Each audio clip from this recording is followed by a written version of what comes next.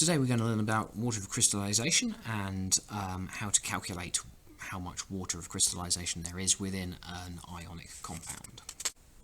So water of crystallization is what we get when we take, for example, a solution of a salt and we evaporate the water, and the water is removed and it crystallizes into a crystal. Quite often you'll find that water molecules actually become part of the giant ionic lattice, and with transition metals they will give that lattice a colour. The water molecules aren't just trapped inside the lattice, they are actually chemically bonded, usually to the metal ions inside the structure. Now, obviously this is a generic ionic structure. If you want more detail, you can look up the exact shapes of these things, but the principle is that these water molecules bonded within the ionic lattice are water of crystallization. Now we can remove water of crystallization, and we can do that by evaporating off the water.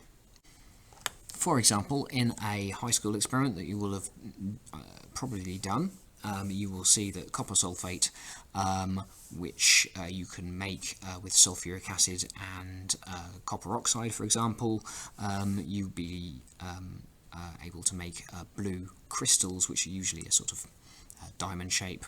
There is a proper name for it, but diamond shape will do for the moment, and they are called hydrated crystals. They have water of crystallization within them. If we heat them up, and this is another experiment that's quite common for you to have done in high school, is to heat up these crystals, and you can see that you will actually turn them white. You will turn them into anhydrous crystals, because what we have done is removed this water of crystallization.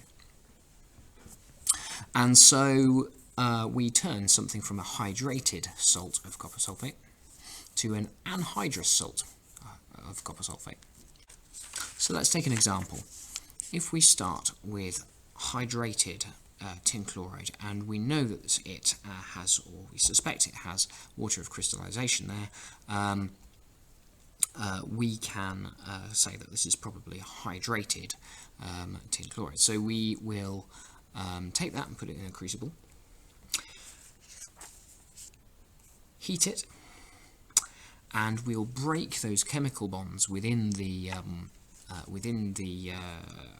lattice, and the water will be able to evaporate.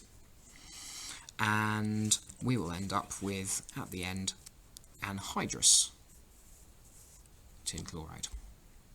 And the difference between them will be, obviously, we've lost mass from this crucible, therefore, if we can calculate that mass, we can calculate how much water we've actually lost. Equally, we now have an anhydrous salt here, and we can take that mass, calculate how much of it is there. So our measurements will be, we're going to take the mass of the crucible itself, crucible mass. We're going to take the crucible mass before heating. We're going, with our hydrated salt in it, we're going to take our crucible mass after heating with the anhydrous salt in. And what we can do is we can find the mass change, which in this case, if we look at the before to after, is 0.04 grams. Okay, we can also work out the mass of SnCl2 by taking away the mass of the crucible itself from the mass that we had after we'd heated it, and you can see that that would be 0.21 grams. So the mass change is due to the water. The water is going up. So we now have the mass of water that we've lost. So with that information, we can now work out how much of this do we have, and we can compare it to how much of this we have.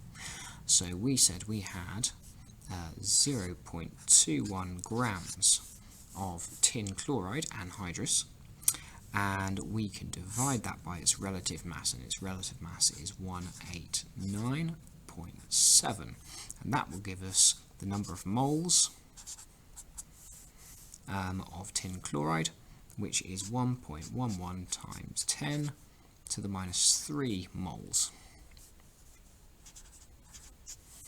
Similarly, with the water, we know that we got 0.04 grams of mass loss.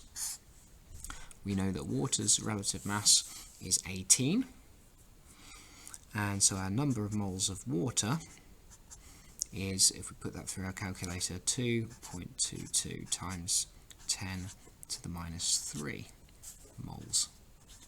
Now you can see immediately here that this number here is twice the size of this, and we can just look at it and go, well, this is a 2-to-1 ratio. But if in doubt, divide by this. Take each of these numbers and divide it by the smallest one. So the smallest one is this one, 1.11 times 10 to the minus 3. So if we just go the long way round, divide that by itself, we get 1, and here we get 2.22 times 10 to the minus 3 over 1.11 times 10 to the minus 3. That will give us 2. And so our ratio of moles here is 1 to 2, which makes X 2 when we only have one of these. And so our formula is therefore SnCl2 with 2 water molecules attached to it.